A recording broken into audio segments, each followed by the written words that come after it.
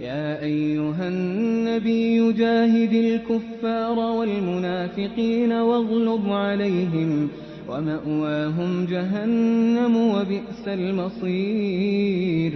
يحلفون بالله ما قالوا ولقد قالوا كلمة الكفر وكفروا بعد إسلامهم وهموا بما لم ينالوا وما نقموا إلا أن أغناهم الله ورسوله من فضله فإن يتوبوا يك خيرا لهم وإن يتولوا يعذبهم الله عذابا أليما في الدنيا والآخرة وما لهم في الأرض من ولي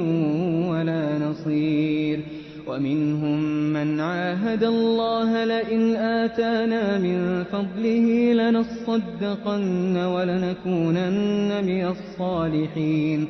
فلما آتاهم من فضله بخلوا به وتولوا وهم معرضون فأعقبهم نفاقا في قلوبهم إلى يوم يلقونه بما أخلفوا الله ما وعدوه وبما كانوا يكذبون ألم يعلموا أن الله يعلم سرهم ونجواهم وأن الله علام الغيوب الذين يلمزون المطوعين من المؤمنين في الصدقات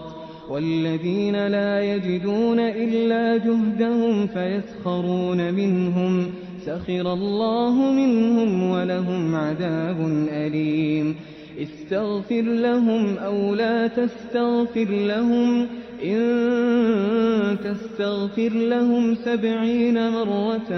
فلن يغفر الله لهم ذلك بأنهم كفروا بالله ورسوله